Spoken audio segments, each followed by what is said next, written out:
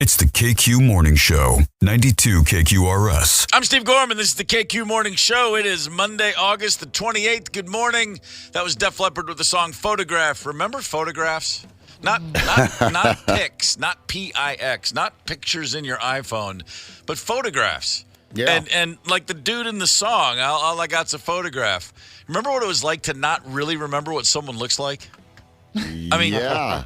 You know, you'd meet someone going back, your first days out in a bar, high school, college days, you're out mingling and you meet someone and you're like, I wonder if I'll ever see that person again. And you're not really sure what they look like because, after a few weeks, the memory fades a bit. You'd bump into someone a year later and go, is that her? Sure. Is that dude that I was Right. talking about the Red Sox with? And you wouldn't really know because, of course, you didn't have a camera. Therefore, you didn't have a photograph. You didn't have social media. You had nothing to remind you. I really liked it better then. I'm not kidding.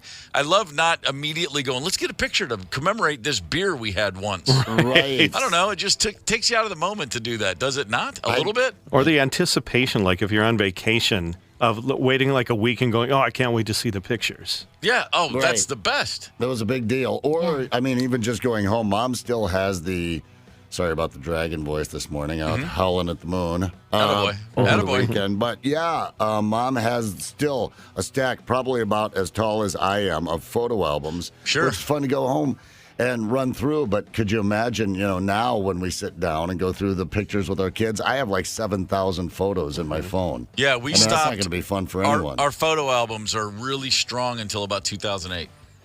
Then it's like, Right. just log in and check out all your photos now. But I was just thinking about that. There are a bunch of, speaking of photographs, though, that are kind of nice. How about Friday out at the fair? Took a lot of photos with a lot of listeners and, more importantly, just hung out and chatted. Boy, that's nice. To everybody who showed up for those 2 hours to hang out with us, I want to say thanks because, man, wasn't that just a pleasant way to kick off the fair. It was fantastic. And again, so many kind words, so many lovely people showing up. Really, Yeah. thank you from the bottom of our hearts. We had a great time. I know, people are just so cool. Every time I go out and do something like that, and Saturday, of course, I think that's why I blew out my voice 10 hours at Operation Zero. Thank you to the Vietnam legacy vets and old friends that showed up and a lot of new friends. But yeah, just so many people, they're so cool. And I think to myself, I've got to work harder. Yeah. At this. There's so many people that are so cool. I'm like, what am I doing? No. Well, it was a blast. It was a I great spent weekend. years doing what you do, rocking and rolling on the old drum kit. And generally speaking, you can tell in the moment if people dig what you're doing Yeah. because they're either cheering or they're not, Right. or they're pumping their fists or they're not, or they're headbanging or they're not. But on the radio, we get phone calls. We get people say, I love the show. But, man, to just have a couple hours to really hang out and chat with people, that was, I dare say, downright rewarding. So again, thank you very much. And speaking of rocking out, when I don't play a gig for a while, I always wake up after the first gig back with a little something I call rock neck. Because I headbang at the kit and I get excited and I'm out of shape.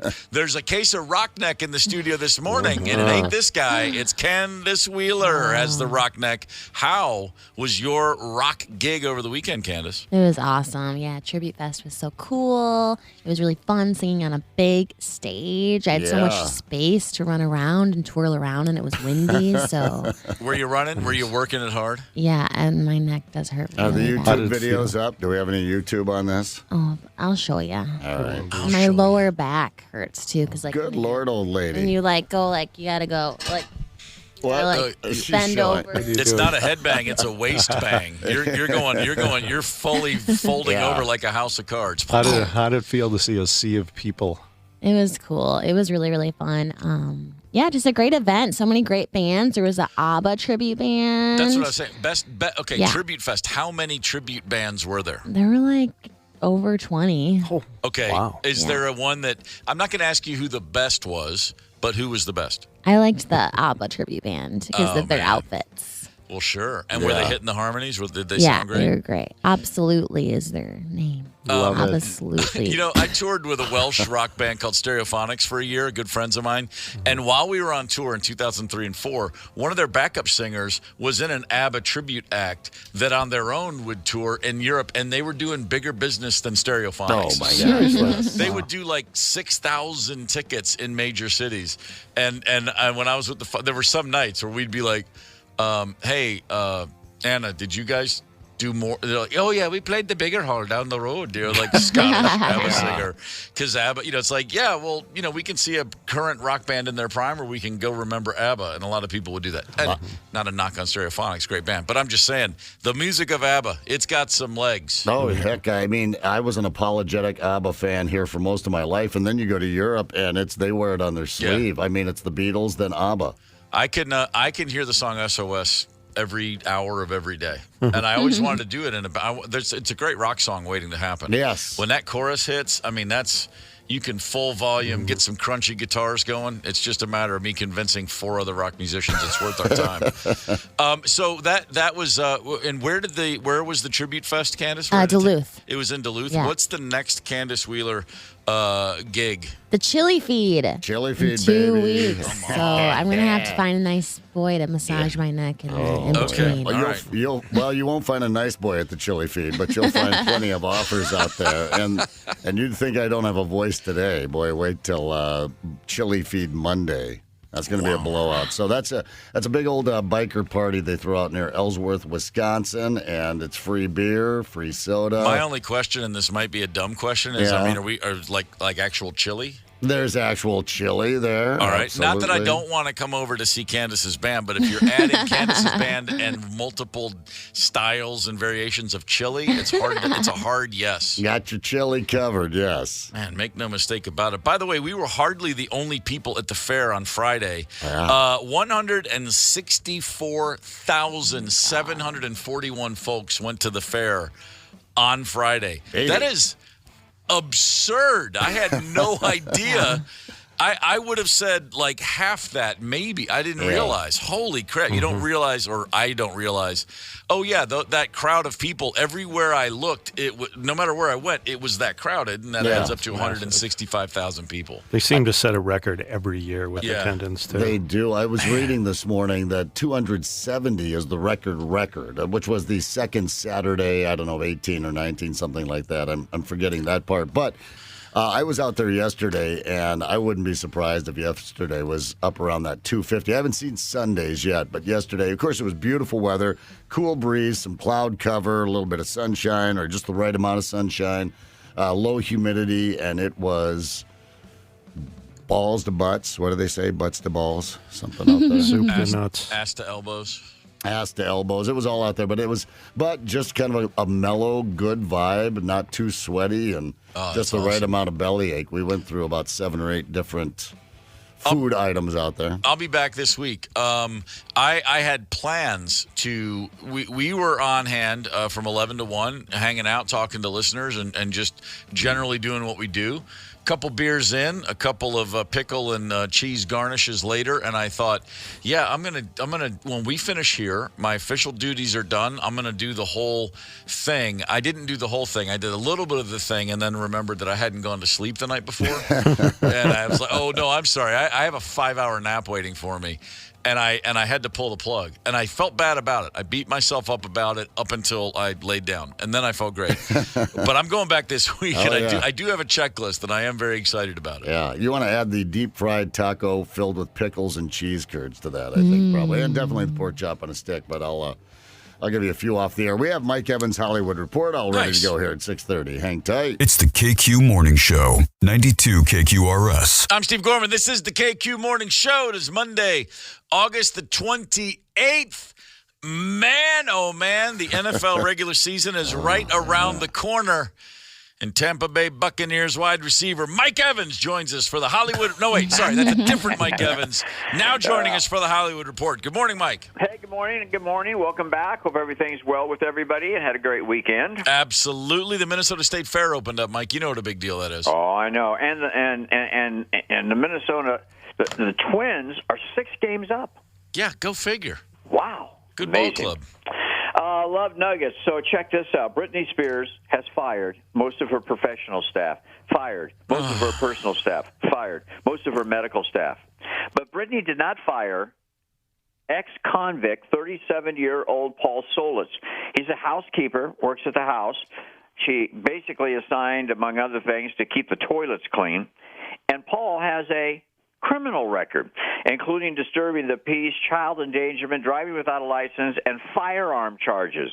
Correct me if I'm wrong. Britney Spears also has been charged with all of that list. yeah, I think so. Maybe other than the firearm, or maybe even that. So here's the scoop. Now there's word that Britney is very quietly dating this guy too. Yeah, get that. That would check right out. Yeah. Oops, she's done it again. That's tough. Kevin Costner's estranged wife, through moving court papers, have told the judge that, well, Kevin's offer of $129,000 a month support just isn't enough. Who can make it on $129,000 a month? She's asking for $175,057. Yeah. The 57 raises an eyebrow over here. I got to be honest. Adele, who collapsed backstage at her Las Vegas show, says that her chronic back pain may need surgery. Is a sciatica thing. Friends worry about her. If anybody's had sciatica, boy, that is really painful. Yeah, sure. So there's this lady, Steve, named Patty Lynch, was one of the main writers on the TV show Friends. She says that the cast were always complaining, would ruin jokes just to be jerks on purpose. Mm-hmm. Often didn't show up for work on time. Okay. Their egos were out of control. Okay. Other than that, she said it was a fun gig. But, I've heard stories that these friends weren't really that great of friends. Oh, gosh. Sorry. I've heard stories that show's good. Never seen it once. Really? Yeah, I made that stand, and I've never broken. I just, something about it bothered me back in the day. And I said, I'm going to live a life without friends and see what happens. And so far, so good. Yeah, I think you're winning. Don't give that ground. It didn't age well anyway. It's great. Otherwise, The one where he Seinfeld. oh my gosh, Seinfeld, you guys don't thank even know. We don't even know Candace. We don't want to know Candace. Seinfeld's the best, I'm going to say. Setting the record straight regarding former NFL player Michael Orr suing the family, saying that he's been cheated out of revenue from the Blind Side movie. You remember the family took him in. You know that whole story. Sure. People I talk to say that's bullshit. Either he's lying or he's just gotten some bad information. That's probably what's happening here. We'll see what happens. Okay. Bob Barker died over the weekend. Big Bob, 99, right? Yep, 99, called the GOAT of game show hosts, passed away. Check this out. Exactly 51 years to the first day that he hosted The Price is Right. Exactly. A lot of people, it's like he came home from school and Bob Barker was there. I mean, he was there for a long time. Bob was a World War II hero and gave away more money to animal rights than any other celebrity in history. He married his high school sweetheart out of high school in 1945. She died of cancer 36 years later. Bob never remarried. Spent the last 42 years of his life helping animal cases and that kind of thing. Good guy. May he rest in peace. It's a hell of a run. He used all the runway, for sure. Yeah. And sports shorts and headline from my old alma mater, the New York Post. New York Yankees record, 62 wins, 68 losses. They're in dead last place. Over the weekend, the team announced that they are raising ticket prices next year, 10% across the board. It might be time to just take anybody named Steinbrenner, just get him out of there, and just sell the team. You guys are a joke. New York Post front page headline yesterday screamed, "Damn Yankees!" Oh boy, look out! How true. When the Post is coming for you. I love it. Hey, have a great day. Everybody doing good? As far as we all know, we all made it through the weekend. All smiles, and it's like the beginning of Fantasy Island. Smiles, everyone, smiles. We're feeling good. And the fair, coming off the fair, you got to be happy. Oh, we were all out there on Friday. It was fantastic. Fabulous. Hey guys, have a great day. We'll talk to you tomorrow. See you. See you, Mike.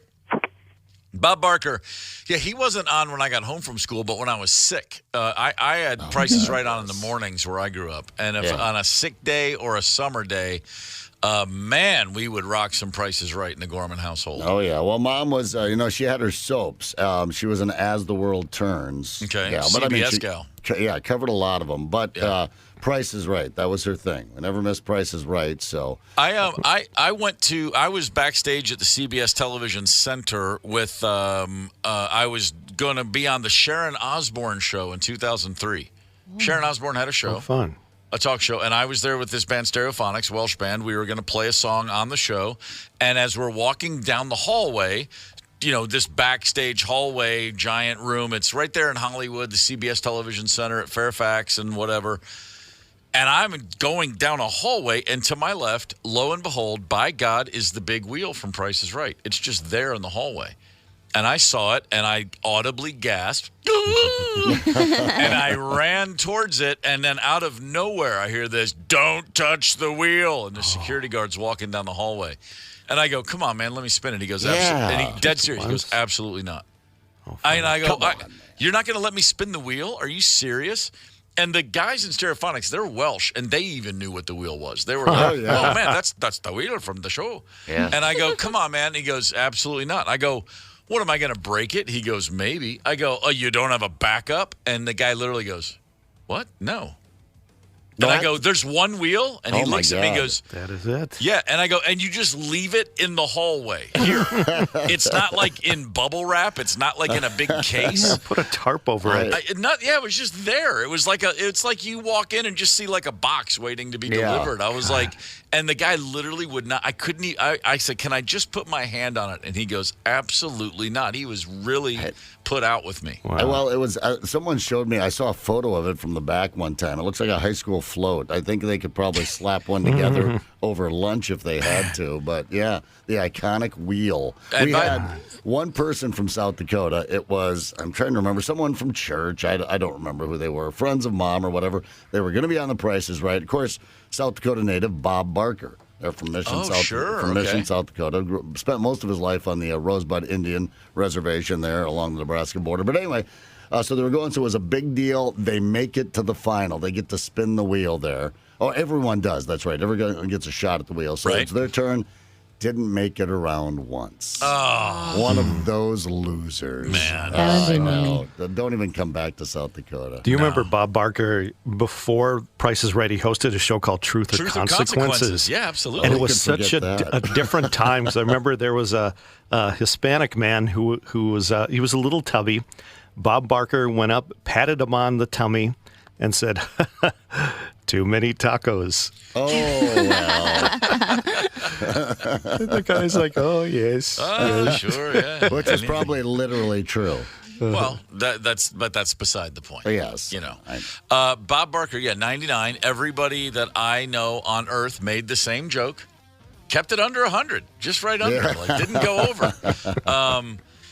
Barker, I had Barker in the mornings, but my after school coming home every day, there was only two shows. There was Brady Bunch and Gilligan, always just running nonstop. And I will put Brady Bunch and or Gilligan up against and above, that's right, Candace, Friends, any day of the year. I loved Gilligan's Island. I was a Nick at Night gal, but I also loved Friends because Friends was there for me when I got mono. My friend Janie gave me mono not because we kissed, but she just got it and then gave it to me. That's how and it works. I was home for like 3 weeks, so I was watching my friends' DVD sets. You know who was there for me when I had mono? The 1983 NCAA Men's Basketball Championship, baby. Oh, man. March Madness, me and Mono on the couch for weeks. NC State over Houston, sick as a dog watching that game. Well, those are your Plan that. friends. Yeah, those were my friends. You plan that. That's strategically, that's a great one. Well, let's do this since we're talking about the icon Bob Barker on how he'd like to be remembered. This is from a 2007 interview. I think I would like to be remembered as a man who loved all living things and did everything that he could to make it a better world for animals. And when he had time, did a lot of television shows, too. Wow. Okay. So Humble man. He really cared about those animals. Yeah. Fair enough. Legit. Bob Barker, well done, bro. I mean, taco joke aside, that's a hell of a run. Right. Is that why Drew Carey talks about animals so much on the show as like a ode to him? Could be. I think a bit of a legacy thing, That's sure. cool. Saying he's being insincere. Probably picked up the mantle. No, I love Drew Carey. He is an icon. No, I think, well, easy. He's Are you a sure? national Maybe- I treasure. think he's just riding his coattails. Maybe you think he's No. just eye-candy. Are you thinking of Jim Carrey? No, All right. Drew Carey, the Drew Carey Show, Yeah. Cleveland Rocks, and whose line is it anyway? Yeah, I mean, it's easily in the top 1,000 shows of all time. Easily. No question. No question. Let's look back. Well, what happened today? Yeah, what is it, Steve? Oh, I'll tell you what happened today. On this day in 1972, August 28th, Mark Spitz brought home the first of his 7 gold medals at the Summer Olympics in Munich, the 72 Summer Games. My first Summer Olympic memories from 1972. I was confused during those 72 Summer Games. Of course, there was the horrific, tragic situation where the PLO took a bunch of Israeli wrestlers and weightlifters hostage, and a bunch of them, and they were all killed at the end of it. I was mixed messages, confused. I had just turned 7. I pictured that happening at the pool, and I kept waiting for Mark Spitz to fix it. Oh, wow. I'm not. I mean, dead serious. I was like, well, Mark Spitz will figure this out, Just right? save the day. I'm Yeah, I thought, well, surprised. he's take that little Speedo American flag and turn it into a cape and make everything all right. Also, of course, on this very same day at those same Olympics, Olga Korbut hit the Yes. international scene. She won a gold medal in the teams all around. She then followed that up with 2 solo golds and a silver. And the Soviet Union, of course, then rewarded her with a very sporty burlap sack filled with beets and potatoes.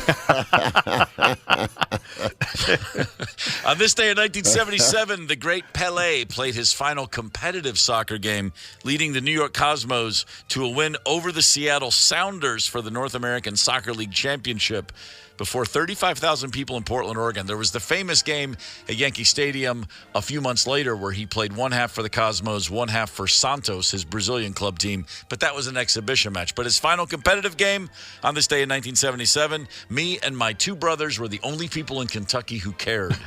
All right, we're going to get in this story here at 7 o'clock. We're talking about, we saw a BuzzFeed article, the people sharing the quickest ways they've ever seen a coworker get fired, and we were having some fun batting that around one. So we want to get into some fired stories.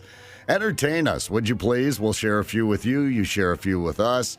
It could be the quickest way someone got fired, the weirdest way someone got fired. Maybe it's you, just a crazy firing story. And then there's this Swiftie security guard. Is he a jerk or not? Got fired here locally. We might have to get in this story here at 7 o'clock and see what you think. Please hang tight. I love you, Twin Cities. Mwah. Mwah. It's the KQ Morning Show, 92 KQRS. Zep, Tony, Candace, and Steve Gorman are the KQ Morning Show, 92 KQRS. I'm Steve Gorman. This is the KQ Morning Show. It is Monday, August the 28th. Good morning, one and all. That is a song by Toto called Africa, a song that you will not hear November 10th at the 7th Street entry when my band Bagmen performs. Yeah. Yeah, baby. Bagmen playing in Minneapolis Friday, November 10th. Get tickets. Come on, let's go have some fun. According to Facebook, Candace plans to be there. Yes. Yes, Oh, hell yeah. I am Mark's going. yeah. Thank Wait, you, so- Candace. Thank you, Candace. But you're not at the entry. You're at First Ave. We're at the entry. Oh. Yeah. It's the entry. So if you want to see the Bagmen, get on it because it's not the big venue. Yeah, I mean, if you're thinking, No. at First Avenue, I'll get my tickets tomorrow. They might be gone tomorrow. What do we get in there? Probably 150? I Well, think it's- I'll be I think on it's the a couple list. hundred. Couple hundred? It's a couple hundred. You think so? Candace, you're on the list to be on the list. That's where you are right now. Right. What's the date again? September 10th. It's a Friday night. Oh, No, wait a it's second. November 10th. November 10th. It's a Friday night. Jeez Louise. And I love it. actually, Candace, I have a feeling you're not going to be at the Bagmen gig because I think that's the night Billy and Stevie are at the U.S. Bank Oh Stadium. my God. So go That see Stevie. sucks. Go see Stevie. Get your Stevie freak on, and then come and see us for the after show party. I think no. Is it true that Stevie I think Nicks it's the is same coming night, to the... isn't it? Isn't it true that Stevie and Billy are coming over to the Bagmen show? You know how they like to pop in? For an after gig? As a matter of fact, there's going to be a big, it's going to be a big hang. We're already working on a cover of Billy Joel's "You Were the One" from Glass Houses, the one where he sings in French. No. Yeah, no. that's the one we're going to do. Me revoici, chercher ton visage avec Charlie. Why do I know that? What's wrong with me? Why don't so many? Someone hit me in the head with a hammer and get that song out of my brain. Tony, you're closest. Please. Well, this is okay. You're at 8:30, so I'm just really going to see Stevie. So when she's done, she's probably first. So when she's done, I'll just mosey on over. Do you think she's first? Yeah. All right. We'll rock a Gold Dust Woman. Yeah. You know what? Stevie's going to be done for the night, but Candace, you can come sing Gold Dust Woman with us. Really? No, I know how to sing. Of course what not. The heck? I know how to sing, dude. All right, we'll see what happens. Well, you're going to have to come to sound check to rehearse it, and then you're going to be doing your pregame at the stadium.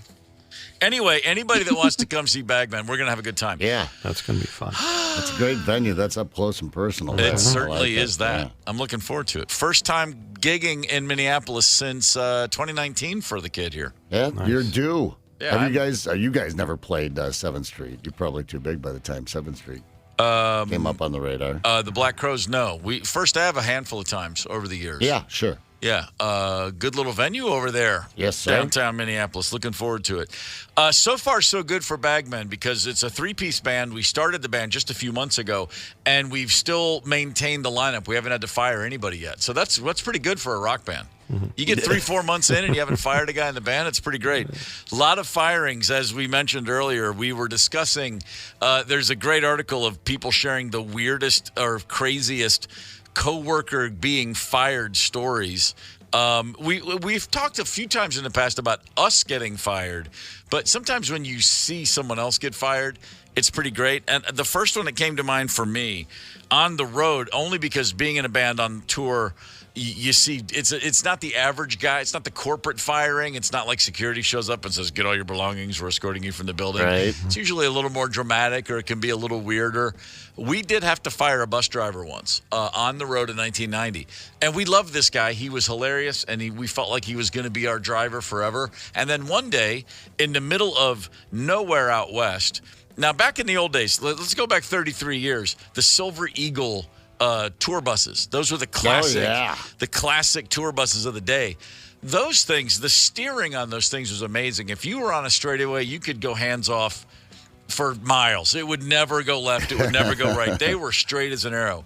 But one night we were on the bus, and we are going through, and I do believe we were in the state of Utah, and we're on a long straightaway, and the door from the front lounge to the driver's area opens, and our driver is standing there, and he goes, "Someone take over. I got to hit the head." And he just walks through the front lounge to the bathroom. And my cousin who worked for the band was the closest to the steering wheel. He jumps up, jumps in the seat, and just holds the wheel steady. But the bus is slowly losing speed. And we're all going like, "Jeffrey, like hit the gas." And he's like, "No." He was afraid to accelerate. And he goes, "No, I'm just going to hold it straight." And the driver's going, "Yeah, that's the last thing you need to worry about." And he just literally goes back and takes a leak for 40 seconds, walks out, and goes, "All right, swap back out." And we were just beside ourselves. And we're supposed to be the ones drunk and high and losing our minds. What the hell are you doing up there?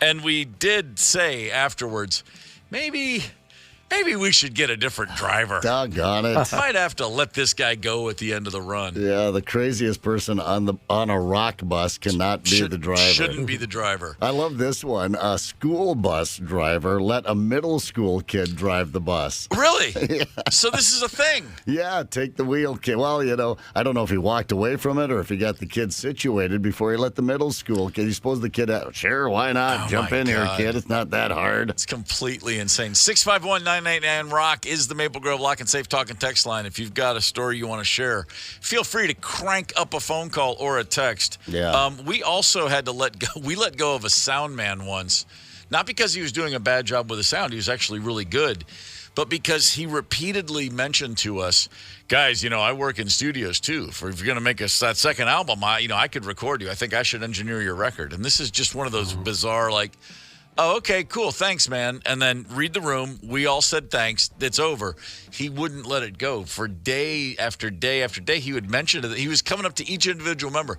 Hey, man, when you're ready to start doing demos for the second album, let me record you. Oh. I know exactly what the band needs. I know exactly because I'm out in the house and I'm doing your sound. I know exactly how to get that sound. And we're all looking at him like, dude.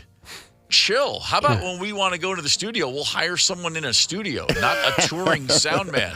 Yeah. And it just kind of wound itself up. But there's a lot of crew guys over the years. You know, if someone hands you a guitar that's really out of tune, you kind of have to let them go. Yeah, it's like, right. They're not getting it done. There's a bunch of people there waiting to hear a song that was unrecognizable because you couldn't tune a guitar. You don't get a whole lot of second chances on the road. Yeah, I mean, you've got to do your job. And then I remember, I'm trying to remember what the guy said, but I remember a morning guy. I was in Sioux City, Iowa, and I was doing nights and trying to get off nights and that whole thing. And he was the morning guy. He was the big morning guy. I got to go do a promotion with him. We took a bunch of listeners, off to a casino, one of these kind of deals, and we're coming back. And he was one of your coke-loving morning guys. Back in the day, and got all coked up. And I forget what the listener said, but they were joking around something about the morning show. They made a tongue-in-cheek joke about him on the morning show, and he beat the hell out of this guy on the bus. Seriously? We had to pull him off in a coke rage, and that's how I got that job. Before the bus parked, the PD was like, Zep, you're on Monday morning. That's like an old network sitcom. He's a coke-loving morning guy. The morning man. Mama. Yeah. Candace, I think we have a caller. Michelle from North Branch. Michelle, good morning. Good morning, Steve. How are you doing? Great. What do you got for us today? I've got a story about an employee who had worked for me, and on his break, he went to go get his check from his friend's house, but it wasn't there. So then he ended up calling me and asking me, how come my check's not here? And a bunch of stuff. And I said, where are you? And he says, well, I'm over at my buddy's house. And I said, have you been drinking? And he goes, well, it is my birthday. He goes, I had a beer. And I looked, and the guy is still punched in, but he's at his buddy's house drinking. So I had to fire him. The next day he comes in, and I said, well, I'm going to have to let you go. And he gets all up in my face, and he's like, you're going to fire me for? I said, well, what do you want me to do? I said, you're on the clock, and you're drinking, and you're not even in the building. He goes, well, yeah, I guess. It's your birthday. What is it? Are you 13? Who cares about a birthday after you're have an actual job with a paycheck? Yeah, no kidding. Unbelievable. I too much longer. Oh, that's great. That's awesome. Thanks for the call, Michelle.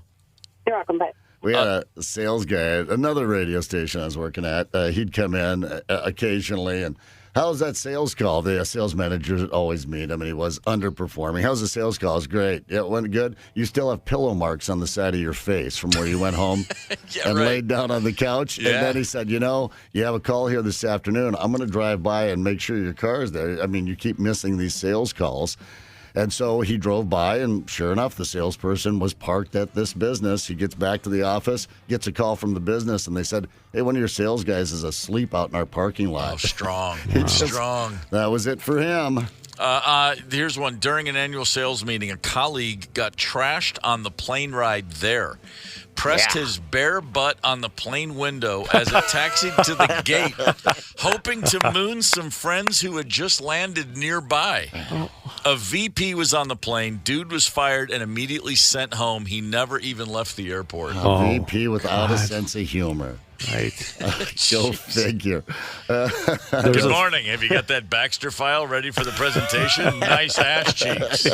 What in the world? I mean, yeah, it's probably right out of college when you got away with that stuff. There's a famous story of a radio guy who fired a bunch of the staff, and he had his office. There was a door to get into the office, and in the back of his office was a door that went out the building. And one by one, the people would come in, and he had a little plastic soldier, and he just put it on his desk. And he said, see this? This is you. And he flicked it, and it went pa-ding. And that's how they found out they were let go. And they went out the back door. Oh, so cold. So I'm fired now, and I'm going out the back door. I think I would have taken him out the back door with me and showed him the parking lot upside down. When I was a younger man, That just reminded me of a radio station firing. So when I was in high school for about 3 years, my dad ran a radio station in Hopkinsville, Kentucky. K100, man, blasting 100,000 watts to the lakes. And so we all would hang out at this radio station. And back in the days when you'd have those cart tapes, and we would make fake commercials, my brothers and I, like our own version of SNL commercials with the sound effects. And we made one called The Limb Loser, and it was for those at-home amputations you needed to do. And we played it for the sales lady, and she was like, "What? This is real?" And we were like, "Yeah, it's totally real." But my dad wanted to fire the overnight guy who happened to be my brother, but he couldn't because he was my brother and he was working for free. And the reason my brother got fired, so it was like downtown. It's a tiny little town in Kentucky. There's the downtown area, nothing happening after 10 p.m. And but like 40 feet from the front door is the one all-night eatery called Farrell's. They make great cheeseburgers. My brother's on overnight. He decides I'm going to go get a couple of cheeseburgers, and he props the front door of the station open with like a piece of brick. Yeah. Oh, no. Walks up the street. He has like, Stairway to Heaven's playing or something. He's got a time. When he comes back, whatever he propped the door open had blown away or something. No. And so he was locked out of the station. Dang it. And there's no cell phones back then. There's not even a payphone within 3-4 blocks. And he's just standing there. And literally, my dad, being the crazy person he was at whatever it is, 11 o'clock at night, happens to be awake, happens to be listening to the station, and recognizes nothing's happening. And he just goes screaming over there. And there's my brother just standing up front. Hey, I knew you'd be here eventually. There's just dead air. It's like an FCC violation. And again, can't fire him because he's your son and he's working for free. I worked at a small town radio station that the guy had 2 of his sons employed, and he would fire them every week. Oh, really? And you would just come in and be like, "You're covering for," but then hire them back the next week, and then fire them and hire them, and it was, and you never knew which day they were going to be there, or when in their shift they were going to get fired. It was maddening for the rest of us. I think my favorite radio station firing, and this was a hiring for me, was the Group.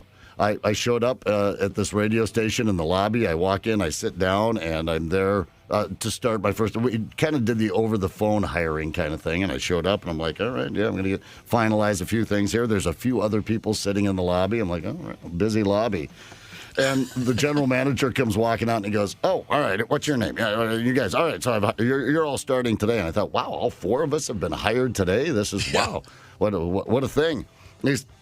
He hollers downstairs. The radio station's in the basement, calls everyone up from downstairs and says, "You're all fired. All right, you guys all go downstairs." I'm like, what? Right in front. They had no idea. Right. They're standing there going, "What? Yeah, you're all out. You're the new crew. Go downstairs." And I thought, well, this isn't going to last long. This guy's a maniac, but I need a paycheck. So we'll see if we can't get 1 or 2 out of it.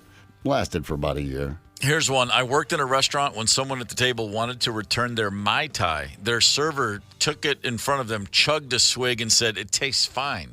Oh, no. Yeah. The first time and by the way, I've said for 30 plus years, when the governor comes to me and says, "You've used up all your appeals, we're throwing the switch at midnight, what do you want your last meal to be?" It's going to be Indian food. It's my favorite. I love nothing more than Indian food. The first time I ever had Indian food, the guy set the plate of rice down on the table. It's like 4 of us, and there is a giant roach, like a cockroach, literally on the plate, dead. And I looked at it, and the guy next to me goes, my buddy Teddy Murray goes, "Hey, man, do you not see that giant roach?" And the waiter goes, "Oh," and he picks it up and goes, "Sorry," and he just walked away with it in his fingers. No. And you know what? And we ate every bit of that food. I was like, "This is the best meal I've ever had." If it's cockroach infused, then I'm down, whatever it takes. I think if it's spicy enough, it counterbalances, doesn't it? Counter-affects the roach. I don't, whatever it takes. I don't care. Give me some Indian food. I'm a happy guy. All right, we're going to come back to this craziest ways. Good firing stories. I like this on a Monday morning. But now, on the Maple Grove Lock and Safe Talk and Text line, we'll take 2 callers, 9 and 2 at 651-989-ROCK. We're playing Trust Us to win tickets to Pearl Jam Thursday, August 31st at Xcel Energy Center. Prize provided by Live Nation. Our runner-up today gets Field of Bands featuring Arch Allies tickets Saturday, September 16th at the Washington County Fairgrounds. And that prize provided by Yellow Ribbon Alliance of Lower St. Croix Valley. 651-989-ROCK. Dial up. Good luck and hang tight. Oh, man. It's the KQ Morning Show, 92 KQRS. I'm Steve Gorman. This is the KQ Morning Show. It is Monday, August the 28th. which means we are just days away, Thursday, August 31st, from Pearl Jam performing at the XL Energy Center for the first of 2 nights over the weekend. Pearl Jam, Seattle, you remember, you know them. We have tickets, and we want to give some of those tickets away. And thankfully, which makes it way easier for us, we got a couple people on hold right now who want to play a game. We're going to give tickets away, but you have to earn them the way we like to do it on the KQ Morning Show. Tony, what is today's game of challenge? Today, this is just delightful. Why should I believe you? Why should I believe you? You can trust us. I hope you'll trust us. Trust us. Let's find out if you'll trust us. Now, why should I trust you? Why? Why should I trust you? Come on. You up. You trusted us. Yeah, the question, are we to be trusted, or are we even interesting? Well, let's find out. It's a chance to get to know us a little better. We'll tell a tale about ourselves, and you tell us, are we telling the truth, or did we just make that up? Gosh, good thing they don't hold us to this task throughout the whole show. Oh my gosh. Man, with the amount of nonsense we're spending around here, that could be problematic. All right, we got 2 people ready to compete. Candace, who is contestant number 1? Dan from Bloomington. Dan, good morning, sir. Good morning. Hey, are you with us, Dan? He's booking them right now. Dan. Danny? Oh, Danny boy. Danny That's boy. frustrating. Let's see. We'll start with. Oh, Wait, I'm have we got you, Dan? here. Yes, I'm here. How are you guys? He muted us while he flushed the toilet. That's classy. We're so much better now that you're with us. Flush the toilet. Well then, Blame it on me. by all means, please do, because boy, if you don't flush. I don't believe a stitch of you. I don't believe a hair of you. All right, fair. Well then you're ready to play this game. That's for darn sure. All right, Dan, it's called Trust Us. We're each going to give you a statement, and you decide if it's true or not true. Let's get to it, shall we? Let's say, Tony, why don't you go first? Lead Dano down the road of misgivings. All right, Daniel. Listen, as a young kid, I approached Viking great Alan Page, and he refused to sign my little Chiquita Banana football. Years later, bitter and resentful Tony saw Mr. Page in an antique store and childishly bumped into him on purpose, giving him an elbow in revenge. Wow. I'm going to have to say you did it. That is true. Oh, you. Petty of me, but I held a grudge, and I gave him the business. Did he respond in any way? Yeah, he gave me a dirty look, and I dashed out of there so fast. He's a big man. Yes, he is. He is a big man. I did have a buddy that flipped him off when he was jogging around Bidet-Makaska one time because he was wearing his Bears cap. Remember, he finished his career with the Bears? Uh-huh. And he's jogging around one of our lakes with his Bears cap at a fine. Anybody remember number 26, running back, Clint Jones? Clint Jones. Yeah. I went to school with his son in a boarding school up in Little Falls back in about 68, I think it was, 68, 69. I think you're lying. No, I don't lie. I got a couple of stories. Tony, what are the chances that after that happened, he literally goes, "That's that punk I didn't give an autograph to." That's right. He's Man. have a big shot in the legal field. Go figure. Yeah, I'd say. All right.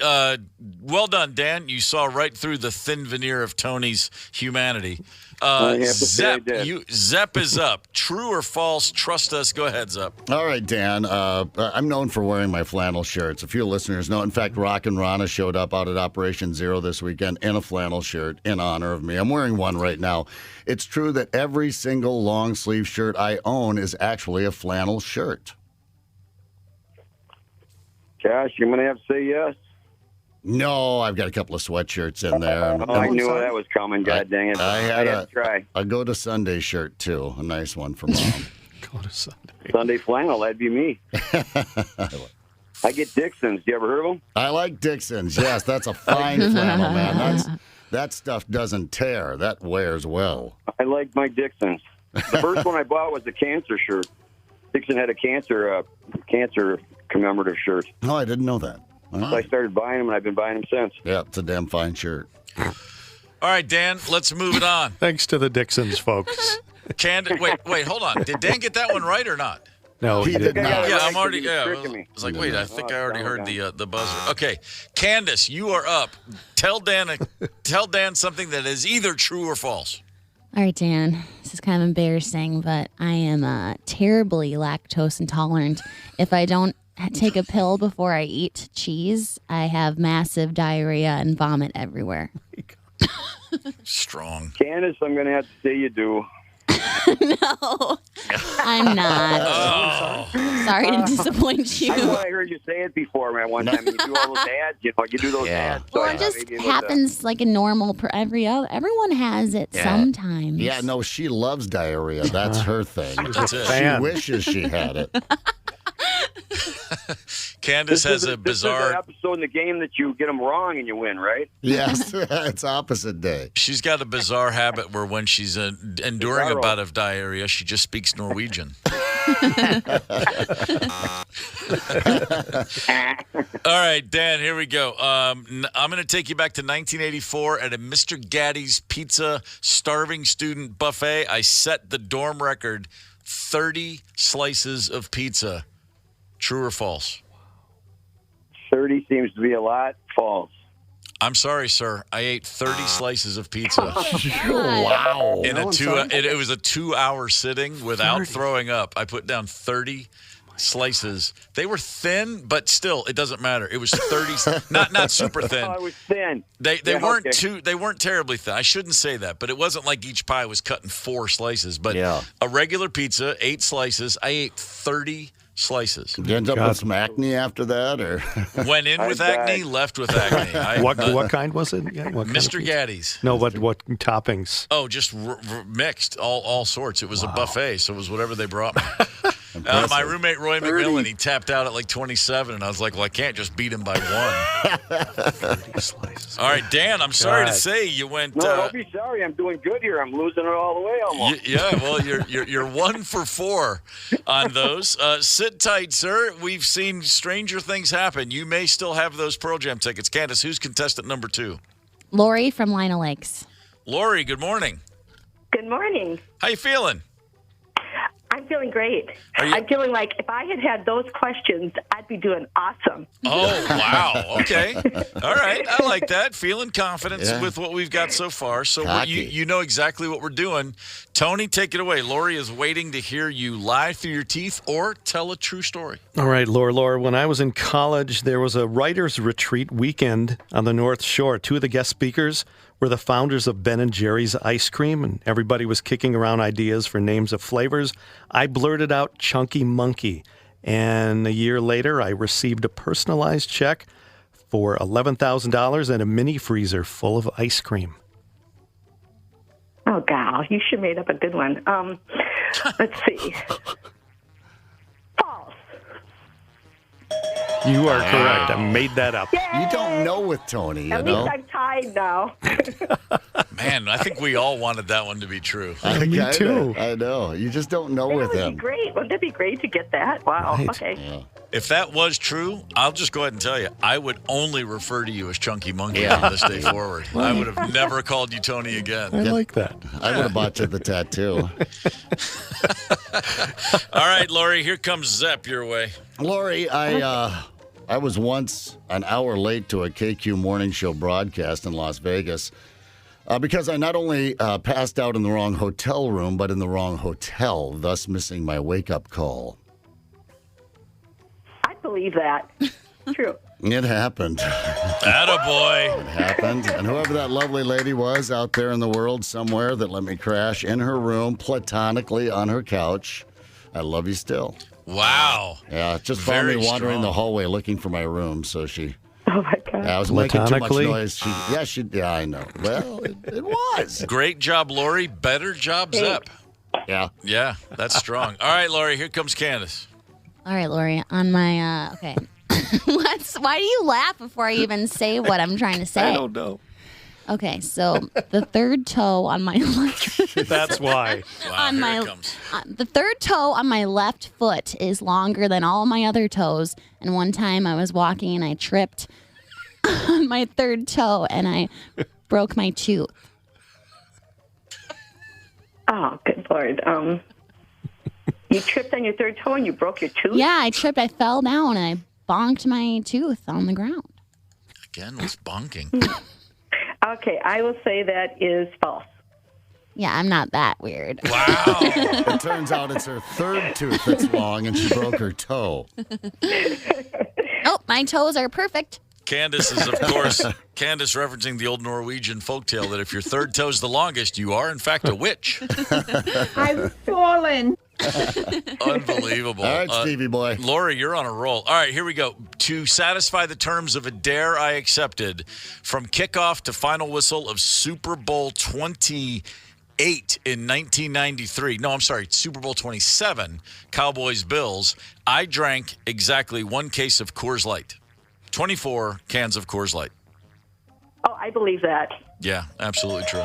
30 pieces of pizza, 24 cans of Coors just Light. a consumption moron. How did we not get you around the state fair, man? I got to get you out to the fair. You're going to set some records.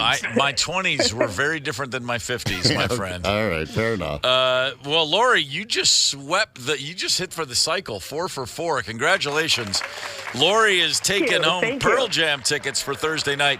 Dan, all is not lost. We have a runner-up prize. Field of Bands. Tickets to see the Field of Bands featuring Arch Allies. That's Saturday, September 16th at the Washington County Fairgrounds.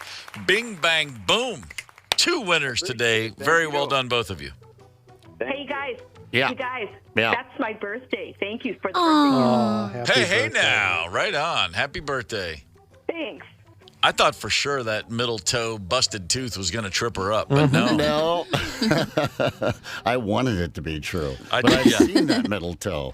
I want all these stories to be true. I really want to go back to the chunky monkey. Wouldn't that have been great? Can you imagine if you were the guy that named Chunky Monkey? Sure. It'd be like that. That's way better than like winning the state championship. Yeah, I hope he got more than $11,000. They've moved a lot of chunky monkey over the years. They certainly have. All right. Well, we have a lot of bragging here with our own Minnesota State Fair, no doubt the greatest in the land. But I am afraid the Kentucky State Fair has the headline this morning. Some big bragging rights. It's pretty incredible. We'll tell you about it here at 8 o'clock. Oh, yeah, and we're loving the firing stories this morning.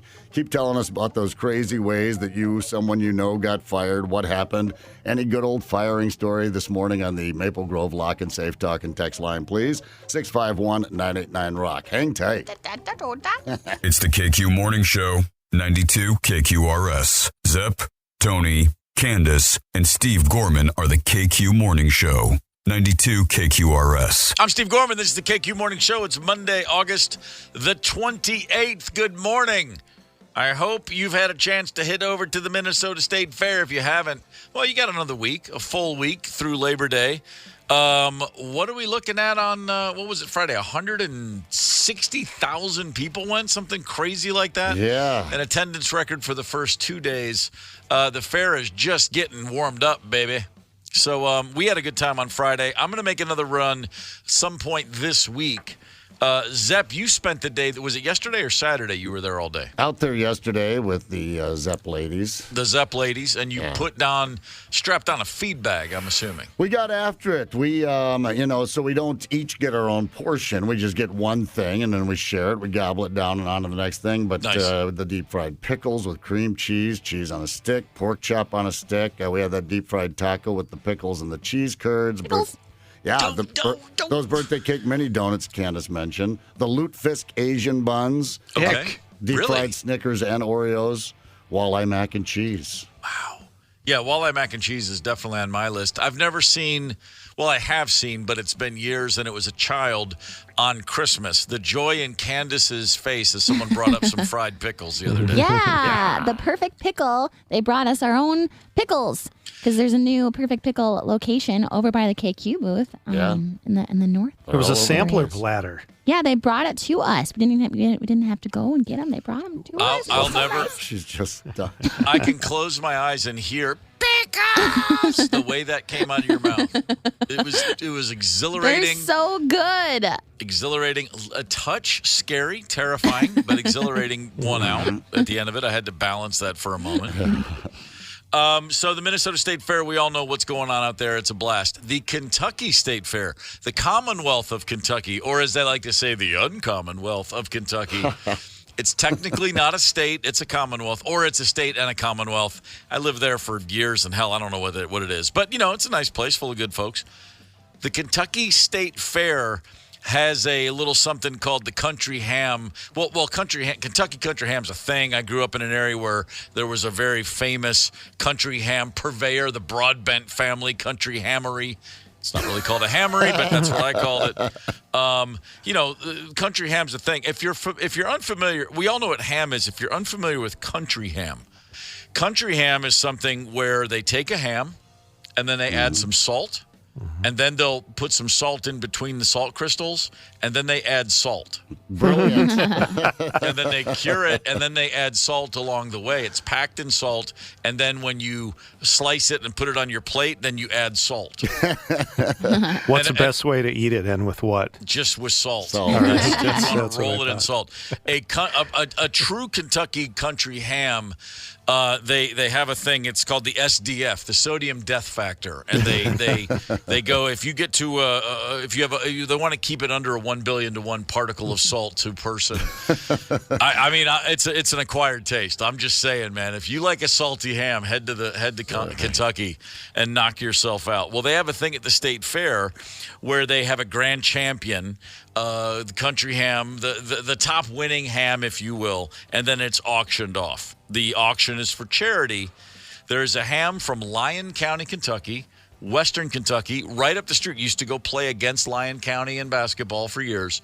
A 18-pound ham won the state competition and then was auctioned off for, wait for it, $10 million. No. What? $10 million for the blue ribbon winning country ham from the fair.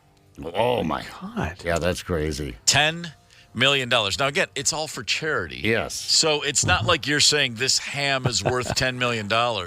Although, and I'll just say it, I've had some little jamon in Spain that'll put you in a mood to pay a lot of money for it. But no, a Kentucky ham went for $10 million. The charity is going to go. There's a county in eastern Kentucky, in Appalachian Knott County, where there was terrible flooding last year. So a lot of this money is going to go to rebuilding homes for families. It's for a great cause. But still, $10 million for just a plate of salt with a little bit of ham. Wouldn't you be embarrassed if you came there and I'm going to bid $500 on the ham today? I think I'm going to do some good for charity. Yeah, not so much. You'll get a slice of ham. You put it on that plate in the morning with your eggs. Yeah. And then just order Gatorade for the rest of the day. I wonder what a $10 million ham tastes like. This is Kelly and Joe Kraft and the Central Bank, by the way, making a joint bid, both giving $5 million each for the $10 million country ham. No, we got this ham sold. $5 million there, $5 million here. Central Bank and Kelly Kraft. That's going to be $10 million, ain't it? $10 million. This money will go to build 57 new homes for families that lost everything in the Eastern Kentucky floods. The best feeling is knowing that this $10 billion total are going to go to several hundreds of thousands of Kentuckians across this state to really benefit them in times of need. That's the only audio they gave us. I kind of wanted to hear more of it. If it went from something like 500, we got 600, 750 over here, 10 million. Done. Boom. Done. Once, twice. It will come as no surprise that Joe and Kelly Kraft, the people who bought that ham, who paid $10 million for it, loaded billionaire family. Kelly Kraft actually served. That woman was the ambassador to the United Nations in the Trump administration. Oh, ran for governor of Kentucky last year. Was boat raced early on. Yeah. But, a mover and shaker family from Lexington, to be sure. Well, giving up some dough. Good for them. The Broadbent, I mentioned I lived in the next county over. There was this tremendous country ham family, the Broadbent family. They won every ribbon in the state, all these awards. It was like a big deal. And people would say, oh, you live in Hopkins. That's near Broadbent, isn't it? Like people knew that name, Broadbent Country Hams. Right off I-24, you'd see the big barn and the billboards with the hams. And there was one of the Broadbent girls, a daughter, was in a local theater group I was in. And I thought she was the most beautiful girl I'd ever seen in my life. And so much so that I could never speak to her. Yeah. I mean, like we were in Sound of Music together, Fiddler on the Roof, summer musicals. And the one time I spoke to Margaret Broadbent, I literally said, I really like the hams your family makes. That's all I could get out. Well, she had never heard that before, so it was charming. Yeah, like I'm in 7th grade, she's in 9th grade, so she's like an adult to me. And she just looked at me and was like, okay. Yeah. Cool. Mm-hmm. Right. I was like, yeah, well, anyway. I want to be the boy that likes me for more than my hams. I chewed it up, and it tasted good. Just terrified of her. Perfect amount of salt. I was looking right into her eyes, and I was like the little animated, like the little bird staring at the cobra. Yeah. So anyway, me and Country Ham, we don't get along too well. Really goes back to that. Don't blame it on the ham, man. Just saying. Listen. Seriously, she was gorgeous. I mean, what can I say? What can I say? So, if you might want to, if you do find yourself with a Kentucky Country Ham and you got to wash it down, I suggest a Gatorade. You might go with vodka. But you might not want to go with vodka from Costco, and here's why. Kirkland. If you go to Costco, everything's a Kirkland brand. That's theirs. Brand. Apparently, a recent batch of Kirkland vodka, there are a lot of returns, and they're refunding customers because it had a weird smell and taste. Now, the company's saying it's totally safe to drink, but they're acknowledging it does taste a little off. They are saying that multiple customers claimed that the vodka tasted like a multivitamin or a vitamin. Well, is that an improvement? I mean, it's not like vodka is like, like orange juice. I'm not really sure. I know this. I've had multivitamins before. I've swallowed them. The the one-a-days and stuff. Yeah. There's no flavor until you burp. Yeah. And then, boy, you burp that up, and it's just like fish oil and zinc and riboflavin or whatever the hell's in a multivitamin. That's how you know it's working, yeah. It's like a coating. Now, normally vodka to me tastes like, I don't know, what, lighter fluid, battery acid. I mean, kerosene. Okay, kerosene. So I would assume I would prefer the multivitamin taste myself. I'd rather burp up some multivitamin than vodka. Oh, just thinking about it. They're not exactly saying what happened. Someone online says they're a Costco employee at the Kirkland vodka plant, if you will. They say the vodka was actually tainted by a bit of rum. Ooh, it was put into a container that had previously held rum and hadn't been cleaned out properly. But anyway, if you bought vodka, Kirkland vodka, between June 12th and August 10th, you may have a little extra flavor in your vodka, and you're not crazy if you think that. All right, but it's not bad. It's not. It's not necessarily even a recall, is it? Are they just saying? No, they're just letting you know if you if you think it's weird, it is. Bring it back in. We'll refund you. If you can taste the vitamin taste in your Kirkland vodka that you're guzzling, perhaps it's time to talk to someone else, perhaps at a treatment center. I'm just thinking the Kirkland vodka, that goes in, Bloody Marys, screwdrivers. That's not a fine vodka you're sipping, is it? No, I wouldn't think so. Yeah. I don't think. I don't want to besmirch the Kirkland brand. I don't think the Russian embassy's serving that with their caviar. Probably not. And by the way, literal card-carrying member of Costco. I mean, I have. Oh yeah, me too. Yeah, big fan. But the Kirkland stuff is. I always look at it like I used to look at Pop Shop sodas. Sure, that tastes almost like soda. I lose so many golf balls that I buy the Kirkland golf balls. By the way, a fine golf ball, I wouldn't know otherwise. I could use a range ball. I'm not going to. Oh, there's no pop in that one. Really? You got to hit it right first. But yeah, I lose so many. I buy them in bulk at Costco. We rocked a Kirkland sectional sofa for years. Oh, yeah, sure. Gets the job. Yeah. Great value, and you're thinking about all the things my kids are gonna, they're gonna pee on it, they're gonna puke on it, you got a baby and a toddler, and you need a big couch. It's like, I'm going to Costco, baby. Yeah. It's fun to watch the lines for the rotisserie chicken. Oh yeah. Oh sure. Just a fleet of people waiting for that. I have spent, I don't know, good solid couple dozen Saturdays of my life just having lunch at Costco, just all the samples. Mm-hmm. Oh, the samples, you just get in there and bang. Yeah, we're not the farmer's market couple. We're the Costco couple, Sure. All right, I'll go. I'll get off the couch for Costco because I know I'm going to get some samples. There was an amazing farmer's market in Atlanta, and I went there once. I had heard about it for years, and then at some point I decided I got to go check this place out. And I was nothing but confused. I wandered around. It was a World International Farmers Market. They had literally things from every country on the planet. It's a phenomenal place. Cool. But I was just mystified. I was like, there's 38 types of paprika. I'm like, I don't know which one to get. They had coffee, and I remember there was like this Jamaican Blue Mountain coffee. This is like 30 years ago. And it was at that time like $16 for a pound of the beans, and next to it's like just Colombian coffee for $3 a pound. And I was like, am I supposed to get the Blue Mountain just because I can? I mean, it was so anxiety-inducing. There were fish. There were these just animals I'd never heard of. It was wild. It was the most international food I've ever seen at one place. So yeah, when I remember walking out of there and just thinking like, I gotta go to a Kroger. I gotta balance my brain. I'm too freaked out. I don't know what food is anymore. I went to Costco once with Tony, and it was really, really fun. And then I went alone, and it was really not fun. Right. See? Well, I think you need two people. You need one person pushing that barge of a. Yeah. I'm not. Hey, I don't get that many things, but I understand why you have that at Costco. You're buying in bulk, but it's huge. And just kind of wheeling that sucker around, then you need somebody navigating, Kind of Can I ask, why was it so fun with Tony? Well, I just like being with Tony, Sure. Okay, so you could substitute Costco for anywhere. Yes. Yeah. Well, it's fun. I had never been there before. It was my first time ever. Sure. So we walked around together. I did get lost for a little bit. We did. We got separated at one point. I was going, Dad.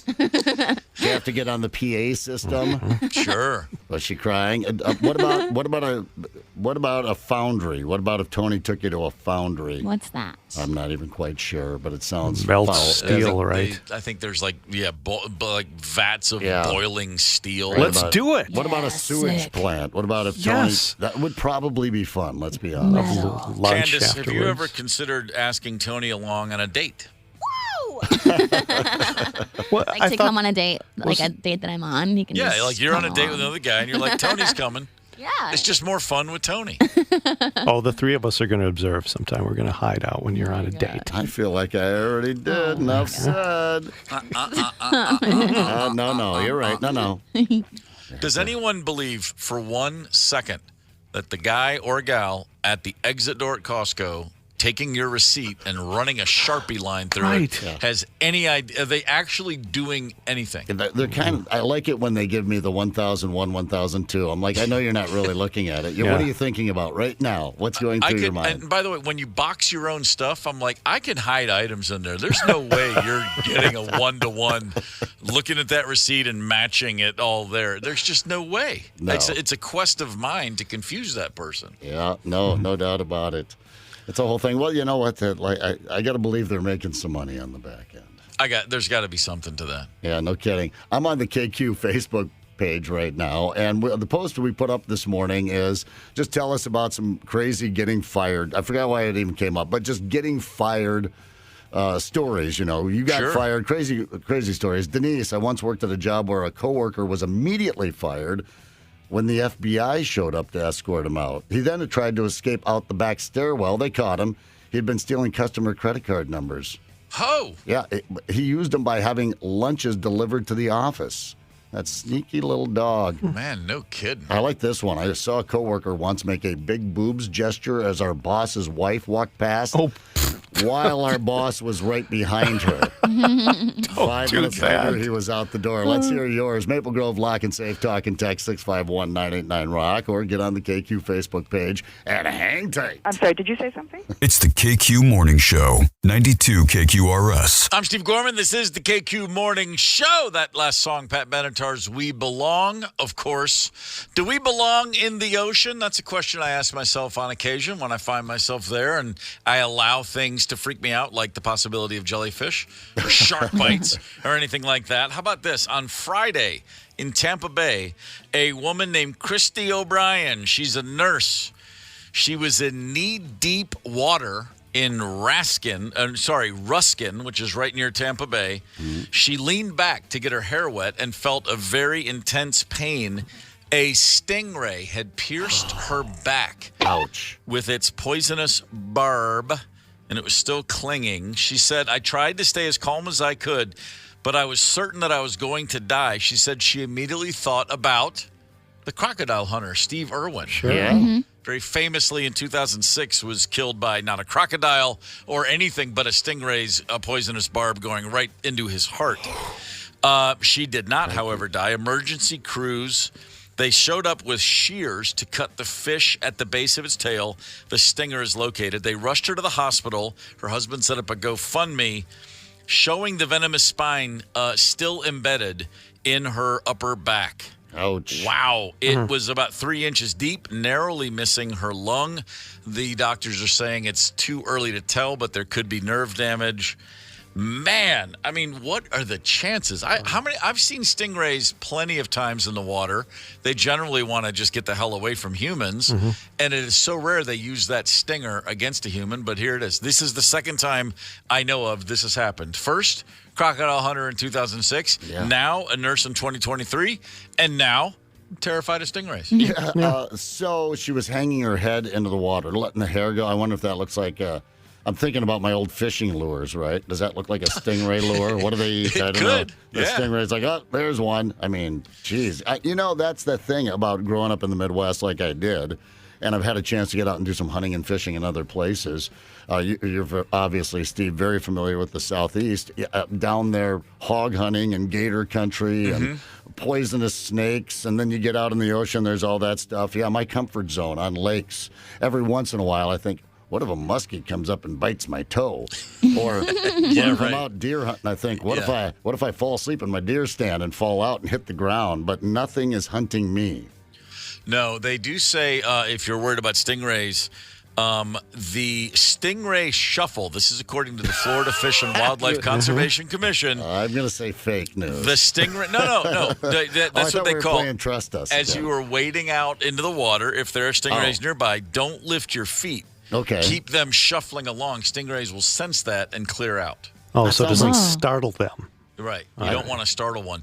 I was snorkeling with my daughter once, almost 10 years ago, and we were just snorkeling, bobbing on the water down. We were off an island, beautiful, clear water. And the biggest stingray I've ever seen, it was huge. I mean, underwater, things look bigger than they probably are, but, I mean, it looked like a car hood swam by in front of us.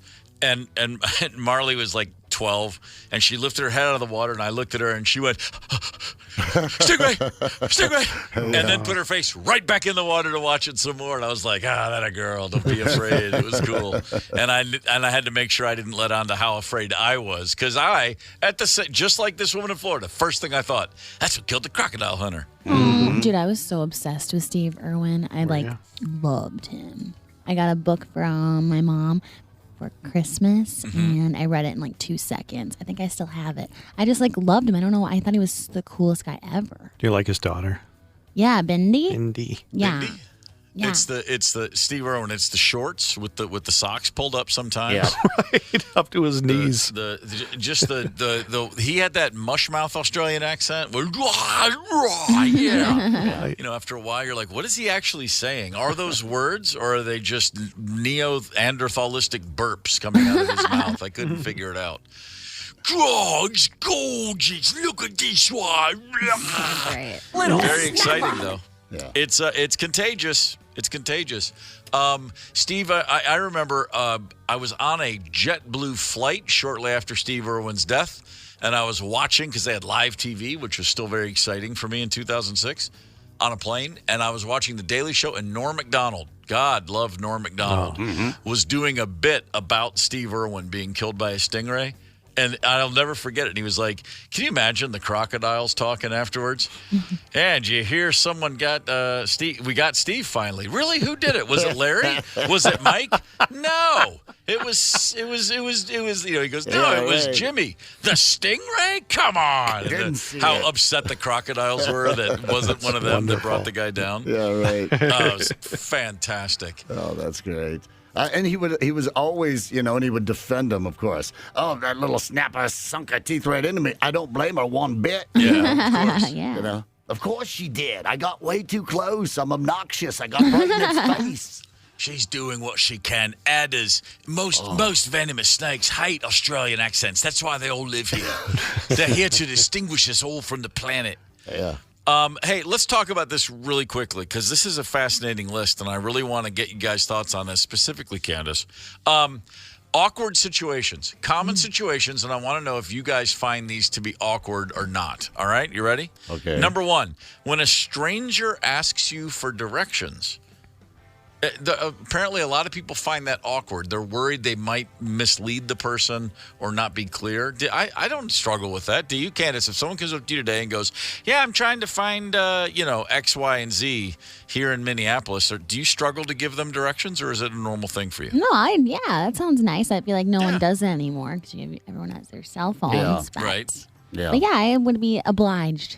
Yeah, that's a strange one to me. Yeah, it's not awkward. I won't do it, but it's not awkward for me. Well, people are just paranoid of the people coming up to them, period, and interacting with them. In that, I don't mind, obviously. Professionally, I can do it. But just when I'm out in the street, if somebody wants directions, ask someone else. I don't even want to bother with you. As a child on my way to an Orioles game, my older brother Jim driving a car, 4 Gorman boys in the car, on our way to see the O's in Maryland, at a red light, and a guy pulled up and said, "Hey, can you tell me, I'm trying to get to Memorial Stadium, where's a good way to park?" And my brother gave him that's exactly where we were going, and Jim led him away from town. And we watched the guy immediately follow his directions. And I kid you not, after the game in traffic, the same car pulled up next to us. No. That's awkward. Yeah. Yeah. That's awkward. Yeah, no, it's totally true. Wow. You can talk to Dave or Doug Gorman. They will confirm that story. Oh, God. Little prankster. Well, that's absolutely true. Karma coming around to bite you in the ass. This was my same brother, Jim, who would, every time back in the day, we'd drive by a hitchhiker, he'd pull over. And after the first time, it was like, he didn't have to say it, but it's like, you know what to do. And then we would lock the doors, and the hitchhiker would come up and start to try to open the door, and it would be locked. And we would just look at him, and he would go, open the door. And then my brother would peel out, leave the guy there. Just horrible. Just driving around, terrorizing, making people's already difficult lives more difficult. I did a horrible thing one time. I actually picked up a hitchhiker. There was a couple buddies in the car. And I hit the automatic, lock the doors, and I just turned around and I said, "You'll never return." Oh my God. And the look Are you of serious? terror on this person's face. Yeah, I only let it go on for like a second, but Oh, my God. I still feel bad. I'm driving up Central one day, and I used to drive up there because I used to work up in Cambridge and lived in downtown Minneapolis, long drive every day, and there were hitchhikers occasionally, and I pick up this guy this one time, and he jumps in the car. I'm like, "Hey, how's it going, man?" And almost right away, he brings up St. Peter, and I'm like, "Oh, religious nut. Okay. Here we go." I said, "Well, yeah, I don't know my saints very well, not too religious." And he goes, "No, I'm St. Peter."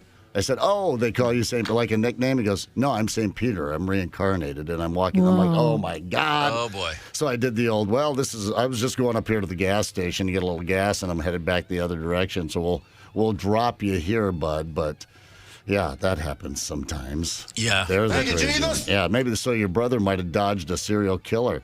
Man, in his no pranking kidding. ways, Do you find it awkward when you're at the grocery store with your partner or just with anybody, like, say, Candace and Tony, you're at Costco, you're having fun together. When you're at the counter and then the other person goes, "Oh, wait, I forgot one thing," and then they run away to go get that one thing, and you're standing there, and you're like, because when my wife Rosemary will on occasion will be like, "Oh, God, I forgot the butter," and she'll just split. Yeah. And then I'm standing there and I'm watching the cashier and I'm gauging in my mind, okay, we've got 14 seconds for her to get to the final item. And there's already someone behind me in line. Yeah.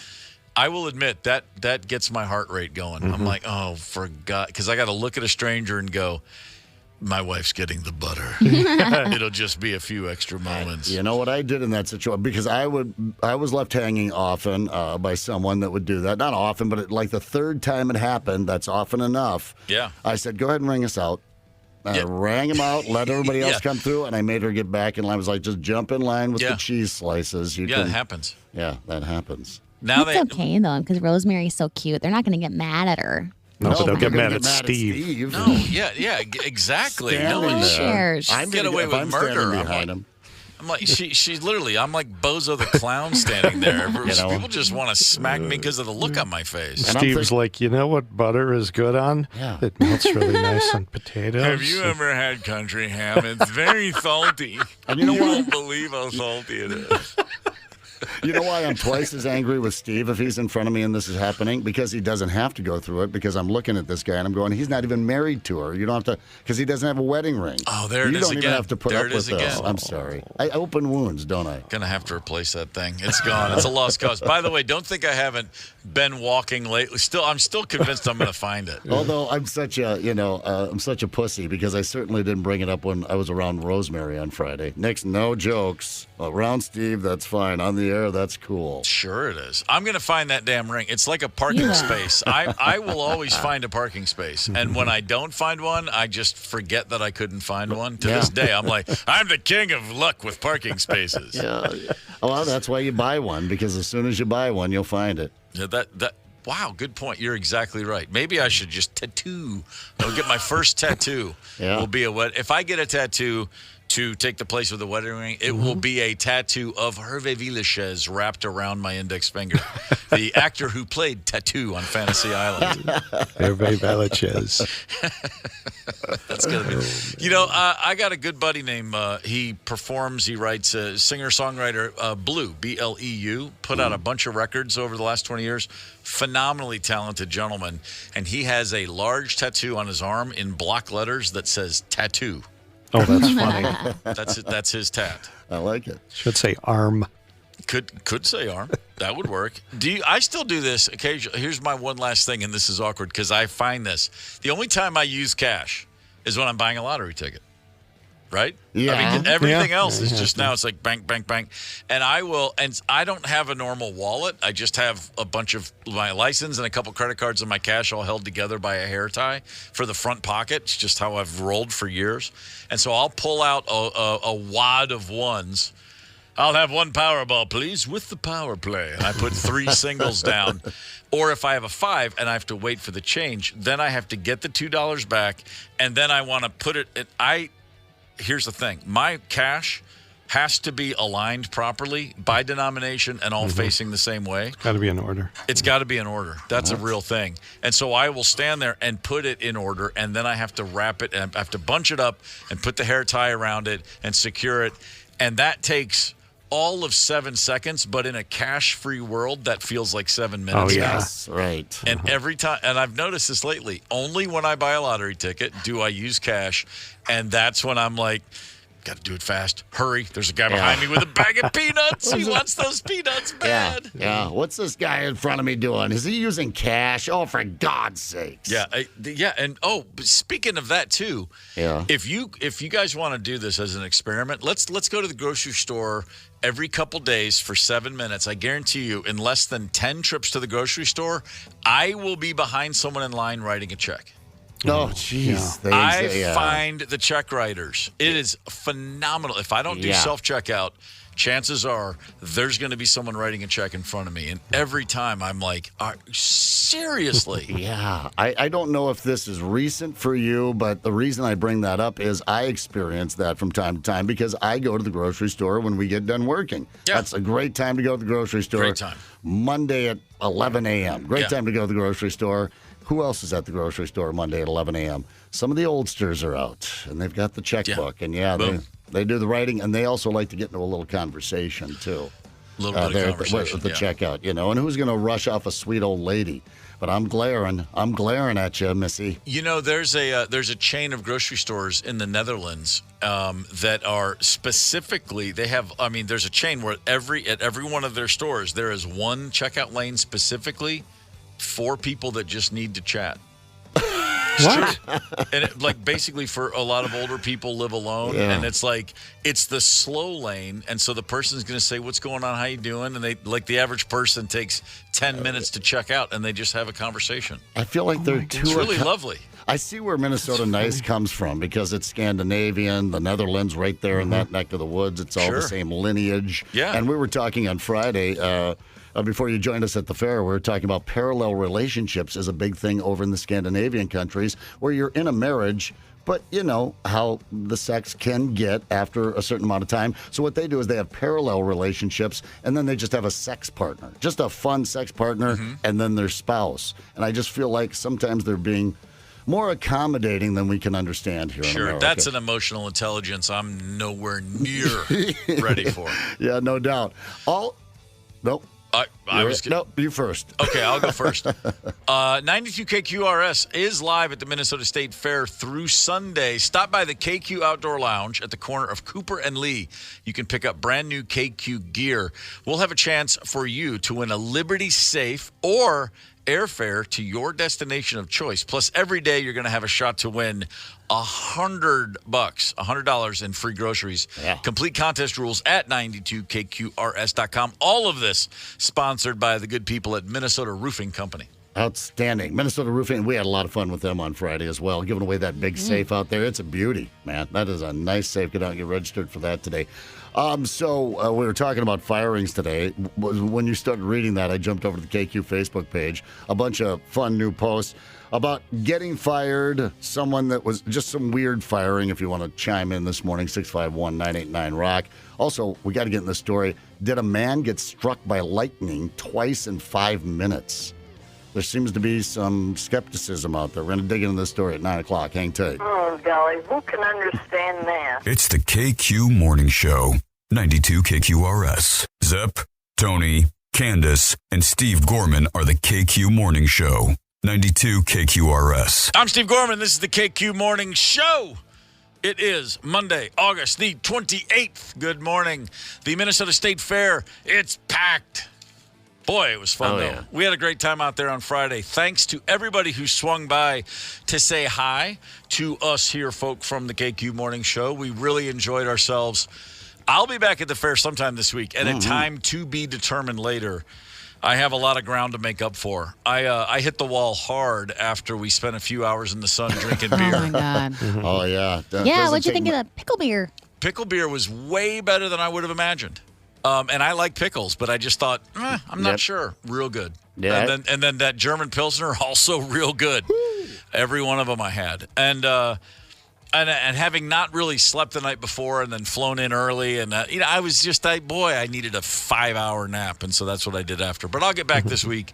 I'm looking very forward to working down the checklist. Zep, you strapped on a feed bag over the weekend. Did the fair up right? Oh yeah, we got her done right. And it's primarily an eating thing for us. The only thing we do is just kind of a throwback as far as the attractions go. We did walk through a couple of the barns. The girl took me through the art barn and some of that stuff, which is nice. It's air conditioned if it gets warm out there this week. That's my tip. You go in some of those buildings, but not too much. Didn't do a lot of livestock. Saw enough of it growing up. But we did go through the haunted house. You got to go through the haunted house. Oh, yeah. If you're one of us. So we ripped through the haunted house and a couple things. But I was surprised how much is new out there. Now, I was out there last year, but didn't spend a full day out there. But and there's a lot of new stuff. That old, I always forget the name of it. I don't even know why I bring it up. But that Liberty Village or whatever they have over there. A lot of new stuff. The whole Shells band stage is newer. I guess they did rebuild that a while ago. But and then, of course, that $12 million improvement in the grandstand area. So, yeah, a lot of new things out there and just a good vibe, Everybody's digging as, dare I say, summer's winding down. This morning, I believe, was our first sunrise before 8 a.m. I'm cool with it. Oh, no, it was the first sunset last night. That's right, the first sunset before 8 p.m. That's right, it's 7:59 it went down. Uh-oh. I noticed, that's funny you said it. I did not realize that, but this morning as I got in, I thought, boy, it's really dark again at this time. I had a thought walking into the building today going, it's still real dark. Yeah. Oh, here comes. I like it. Back to school today for my boy. Here comes winter. Oh, today? Have they been out to the fair yet? No, not yet. And will they go next weekend? Perhaps. Sometimes they feel like it, sometimes they don't. Got to be in the mood. Sometimes you feel like a nut, sometimes you don't. I knew you'd say that. Wait, that's what you feel like. What do they feel like? They'll do as I say. Hey, did you guys go to the fair? Dad didn't want to. No, it's fun. They like to go out there and wander. Man. I just had a thought, and that's when I'm still old enough. I'm old enough to have remembered a time when the old Western Kentucky State Fair would have they didn't call it the freak show, but it was the freak show. It was the tent of curiosities or whatever. Yeah. Did they ever have something like that here at the Minnesota State Fair? I talked to you about this on Friday briefly, and nobody else remembers this. And I think it lasted for like 1 year. There was a guy who was in a cage in the middle of the Midway where they have the freak shows and the rides and everything. Yeah. And he would just hurl unbelievable insults to people. He would get racist in their physical appearance. Yeah. So you would buy balls and whale it at the cage at him. Yeah. And if you hit the thing, you would fall into the water. That's thing, the trigger, Yeah, and he'd have to get escorted out of there. Yeah, every night. But because what we had where I grew up, there was I remember this. Maybe it was just 1 year, but I still remember you'd walk by and there was a tape playing of all the assortments inside. Like, you know, how you had the like the ice cream truck. You'd hear the song playing throughout the whole summer. Well, you'd go to the fair, and in the background, no matter where you were, you'd hear Little Jimmy Taylor. He sits in the palm of your hand. Yes. You've never seen a smaller human being in your life, and you'd pay $5. They had the two things that I went to see were Little Jimmy Taylor, who they said he could sit in the palm of my hand. He was a little person, a dwarf, if you will, but that's not someone that can sit in the palm of your hand. He was, I was like 10. He was almost as big as me. I was like, that's not truth in advertising. And then they had a guy, just the biggest, the largest man you've ever seen. And they said you had to pay $2 to see him, and for $5 he would stand up. Like you would see him lift off the chair, and I was like, well, it's not that big a deal. But then also, when I went in and saw that guy, I was like, I've seen people bigger than him. It was a complete ripoff. Wow. Yeah, I saw the world's largest shark, but you could see where the paint was chipped off. Oh, really? Where was that? At the fair years ago. Oh, man. Well, I remember when I was, so I guess I've been here since the mid-'80s, but I remember when Fat Lady and Lobster Boy were out at the fair. Remember, that's kind of their freak show. Lobster For Boy real? had some deformities and a lot of attitude and was a chain smoker. And talk about insults, he could hurl them. And then, of course, the Fat Lady was, well, enough said. Out there. But they had that going still not too long ago. Then I forget when they pulled all that down. But then they had the bearded lady out there, and I thought, no, my grandma's got more than that. It's just kind of a light stash. It was like a starter stash for a junior high kid. Yeah. Wow. Yeah, all right, so that's some of that going on out there. But, yeah, the hurling insults, I remember that's kind of a Renaissance Festival thing. If you go out there, a couple of guys will stick their head through a hole and start throwing insults at you, and they give you tomatoes to whip at them. Yeah, you're a beef-witted mollusk. Yeah, right. Taylor Zepp. Renaissance era insults. Yeah, Taylor Zepp, my beloved Taylor. Love her, but not the most athletically gifted. She just didn't get into athletics, so kind of, that old stereotype, throws like a girl. Because that doesn't Or throws exist like anymore. a Zepp. Throws like a Zepp. Yeah, but I was a pitcher in high school, man. Of course, we were. What is it when you're totally defeated when you win no games? The Twins. That's right. No, that's sorry, the Vikings. No, but anyway, yeah, she nailed him right in the mush. Wow. Turns out she just needed a little motivation. You insult that girl, and she can bring the heat. Yeah. Oh, that's pretty strong. Right. Nailed him in the mush. Yeah, right in the mush. Dead center. I didn't know there was a Renaissance fair angle to the insults. I didn't know you could get some of that going on there. Oh, they have a professional insulter down there. You give him like $5 or whatever, and he will professionally insult you in ye old English. You mangled hedge-born lout. Oh, my God. I wish it's on my phone somewhere if I could play it for you, but it's buried in 70,000 videos of my children. But I paid the $5 or whatever to have Taylor professionally insulted by him out there. He did a fine job. You Zepp, you frothy elf-skinned codpiece. Ripping. I've been on into some KQ good for old 20 words. some years. I've heard the best insults. They may or may not mean anything. Yeah. You're a pribbling, ill-nurtured maggot pie. Oh, for sure. Yeah. It'd be great. It'd be awesome. Can we should have insult hour here on KQ. Oh, that's a great idea. Just, call in, tell us something about your friend, and then we'll call him at work and we'll hit some personal details from his life. That's freaking brilliant. You strike me as the kind of guy who cried at this Sadie Hawkins dance in 1970. Amber? How did you know? Oh, that would get real personal and real hurtful real fast. Could lead to some employment opportunities. You never know. We're talking about people getting fired. We've all been fired, right? At least once, or let go inconveniently at a time. I was fired from a pizza place. I worked in the kitchen. I was fired for whistling on the job. Okay. True story. The guy said it was a health. You're not supposed to whistle over food preparation areas. It's a dry whistle. And but we're making conveyor belt pizzas. I'm like, if I'm whistling into this pizza, it's going into an oven that's like 1,600 degrees. There's no whistling germs are going to survive the thing that's unfreezing the frozen dough. Mm-hmm. Yeah, you're right. And I made that case, and I even said we shouldn't even be calling this pizza. Didn't help my case at all. Didn't buy another week on the job. No. On the list of things of coworkers being fired, I worked at a grocery store a few years ago. A new guy was hired. Second day on the job, he was caught stealing food. He would grab items off the shelves, walk to the break room, and eat them. By the way, I spent the whole summer of '85 doing just that at a Houchins grocery store. Everyone did. I worked in produce. I ate a watermelon and a cantaloupe a day, probably on average. You're slicing it, and you're like, well, this is going to fill that plate, that tray. Let me wrap it in the hard plastic, put a price on it, and all the leftovers. I'll just eat that. One for me. Yes, exactly. That's the cook, or I guess you weren't the cook, but whoever the... Yeah. Well, it's part of working. Yeah, exactly. They call that the angel's breath. Right, exactly. The leftover. I traded a full watermelon, for a box. I'm sorry, not a box, a case of Buckwheat's cereal.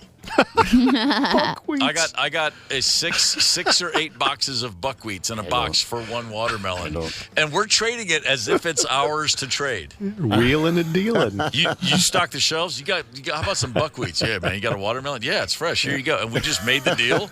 And he walked out the back door of the watermelon, and I put 6 or 8 boxes of Buckwheats in my car. Yeah. What's the problem, officer? Nothing wrong with that. Didn't occur to me for a second I could be fired for that sort of activity. Yeah, no kidding. We had a guy one time when I was working at a shop back in my teen years, and he showed up like several hours late to work on his second morning. He was way late the first morning. Anyway, we'd sit around. Not that we did anything in the morning. That's what I loved about working with old guys. They'd have to play cards and tell stories for about 3 hours. Then it was like, oh, all right, I suppose we better get out there and do whatever. And this guy had showed up late again, just when everyone was getting ready to do whatever. Here he comes walking in. But this time he just walks straight into the bathroom. And the foreman goes, that's it, I'm going to fire him as soon as he gets out of the bathroom. And we all sat and waited and waited and waited and waited. Somebody said, you all right in there? Yeah, a minute. And waited, and he goes, oh, hell with it. I'll just fire him tomorrow. And I think the guy ended up making it for like 3 months. But he didn't do a damn thing. He'd come in while you were working and sit there and talk to you. You know, he was one of those guys. But he stuck it out for a week. How about this guy? Within 2 weeks, a new hire was found sleeping in the middle of a fort of inventory that he made. Just made a little fort in there. And thought he'd sleep that away. The old... remember those jobs where you try and find a place to sleep? For me, that was the National Guard. That's every job I've ever had. Yeah, there's going to be at least a 6 or 7 minute power down at some point. It's going to have to happen. Got to have it. Got to make that happen. Absolutely. Are we getting along to sports and music history? I feel like it's that magical time of the morning. Before we look back, I do want to look ahead. I would like to remind everyone the KQ Morning Show is hitting the road for a long weekend. Dun, dun, dun, dun. October 5th through the 8th at Cragen's Resort on Gull Lake. It is KQ Up North with BigDeck.com. Listen, if you have your own cabin or a place to stay nearby, totally cool. Pick up a day pass. You can get that at 92KQRS.com. Join us for a live broadcast of the KQ Morning Show, drinks on the boat cruise, dinner, and more. Sponsored by BigDeck.com.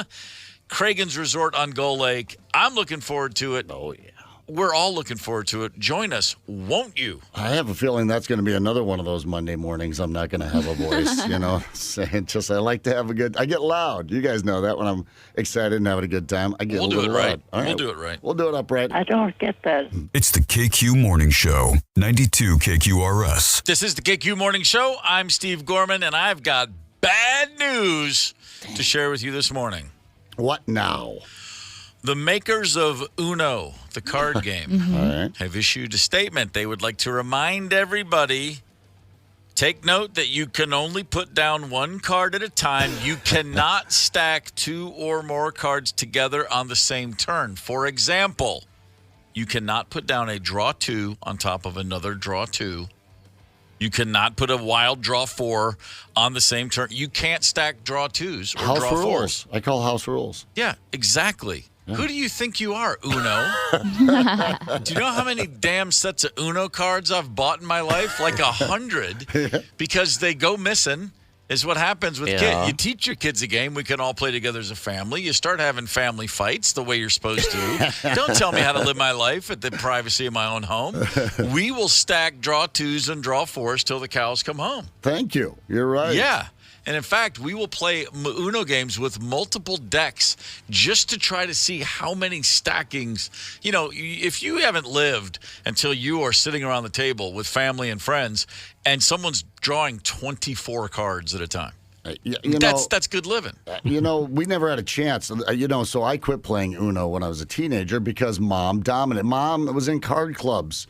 She played all sorts of card games. I don't know. They had booby prizes. I snickered when I was a kid. I didn't know what that was. Turns out it was a pair of old working gloves for these women. I don't know. Whatever. Didn't make sense to me at the time, but it made me snicker. And there were cards flying everywhere. There were more cards. I've never seen so many cards. There was like a freaking casino in there playing hearts and spades and whatever they were playing. So when it came to Uno, she just wiped the room with us. So we quickly lost interest. There was a game my grandmother used to play called Spite and Malice. That's a card game. A card game? Okay. Yeah, Spite and Malice. And I heard about it forever. I never played, and I had no idea it was Spite and Malice. I didn't know what those words were. I thought it was one word, Spite and Malice. Kind of like when I was a kid and I finally once saw we used to say grace before every meal, Catholic grace. Bless us, O Lord, and these thy gifts, which I pronounced, bless us, O Lord, and these thy gifts. I didn't know what the words were. Then I saw them written out once. I was like, oh, that's what we're saying. And I saw someone reference Spite and Malice, and I was like, that's the game Grandma liked. I didn't know what that was. It was fascinating to me. But yeah, Sheila, they played gin rummy. There was hearts. There was all those games. Oh yeah. I just knew the adults would get going, and then there was some tension. Yeah. And I just left the room. Yeah. Yeah, somebody would do something. It was always Carol. Carol would do something, and then there would be lots of, it went from giggling and laughing to it got a little heated. It started as murmuring, and then it got heated, and Carol had to go, and then Carol's husband would come over, and then the guys would have to go outside and talk about it.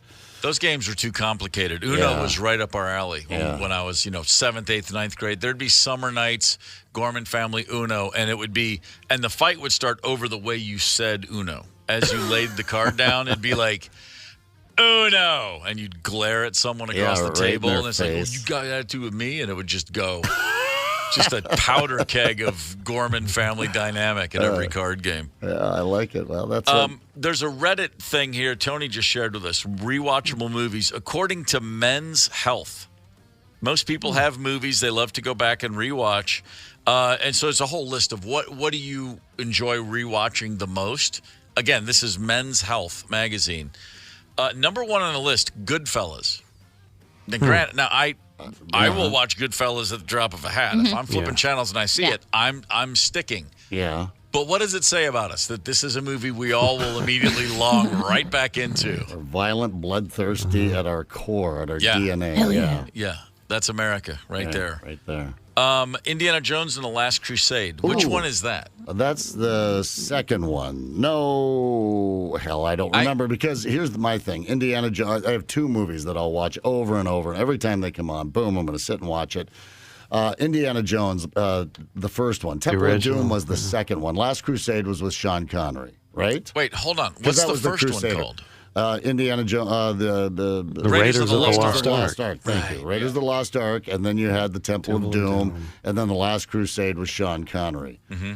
But the first one, all day long. Last Crusade, sure. I mean, it's got Sean Connery in it. What the hell? Why not? No. I'm sure I saw it, but I don't remember. I just remember the first one. That's really He's it. trying to find the Holy Grail, and then I guess does there at the end. Well, Sean Connery. Yeah.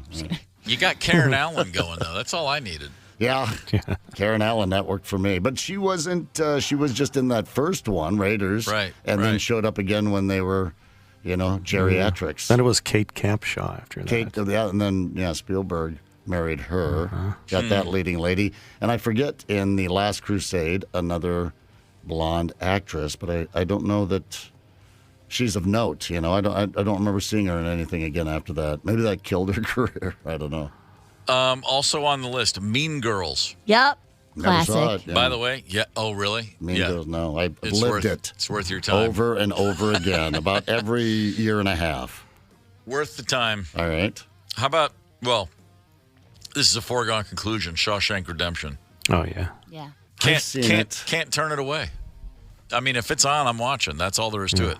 And if it's the first scene, I'm like, well, I've got to rearrange my next few hours.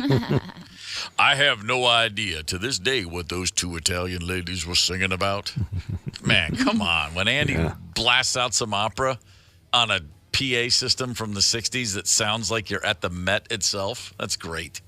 Yeah, it's a good movie. Amazing ending. It's the whole thing's perfect. By the way, they shot several different endings. Yeah, I'd like to see some others. And the guy that made that film, Frank Darabont, battling with the studio at great length because he didn't want that ending on there. He wanted, if memory serves, he wanted Red to get on that bus and you never know what happened. Okay, and Red was... that would have worked. Morgan Freeman gets on the bus, I see. leaving Maine. I broke the law for only the second time that day. I violated parole. And he's heading down to somewhere in Texas to go to somewhere in Mexico. And the original version the director wanted was he's on the bus and you never know what happened. And they showed test audiences in the studio and they said, no, we got to see those guys reunite.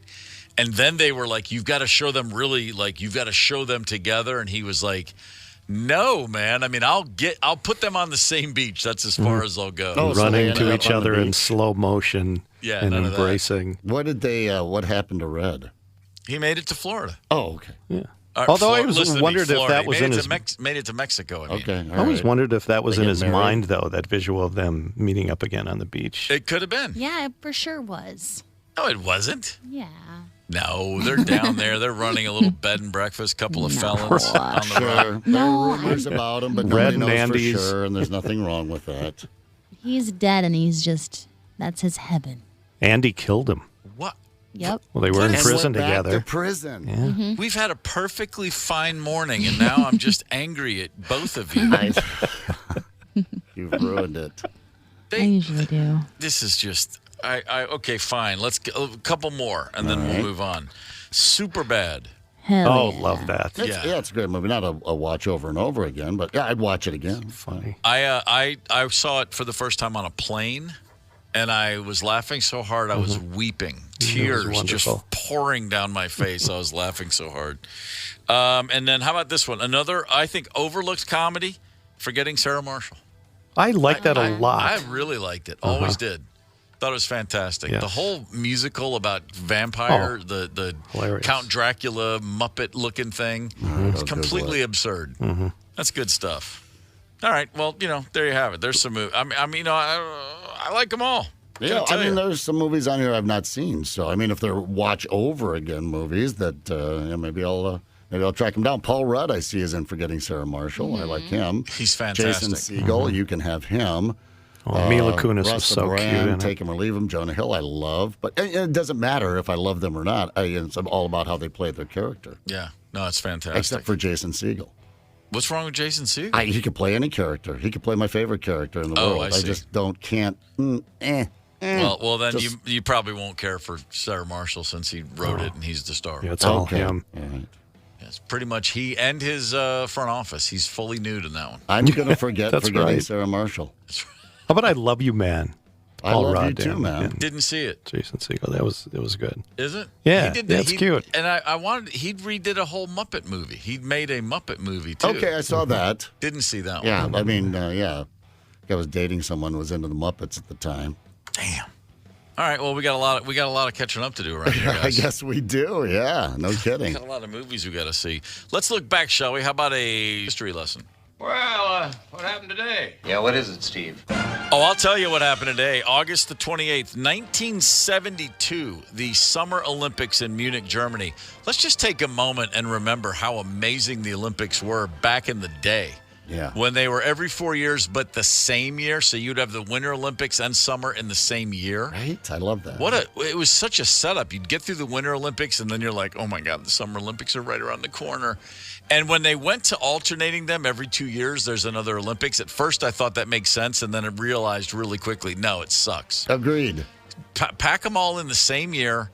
Give me the same calendar year where I remember that I care about pair skating and shot put. And otherwise, I don't want to think about it. Well, there were household names, too. And while you're at it, bring the tug of war back to the men's Summer Olympics game. That would be great. Damn it. 72 Munich Games. Mark Spitz on this day captured the first of his 7 gold medals. 7 gold medals in the pool that summer. And then also on this day, Olga Korbut, the little Soviet darling, won her first gold medal on this day in 1972. She finished with the team all-around gold, solo golds 2 times, and 1 solo silver. She was the clear-cut star of the gymnastics world in 1972. The Soviet Union was so impressed with her that they gave her a 1-bedroom hovel and some beets. You know, it's interesting. You mentioned that in the 6 a.m. hour, and I just punched it up. I wanted to read a little bit more about it. It was a larger hovel than she already had. Oh, that's nice of them. Yeah. Threw on a couple extra square feet for We're going to give you an apartment with a view of a tree. And here's a potato. Shut up and dance for your whatever. What did she do? She didn't dance. She was a gymnast. Yeah, well, they have I'm the just dance, saying, the floor dance. winning gold for the Soviet Union in the 70s. Talk about the most bittersweet moment of your life.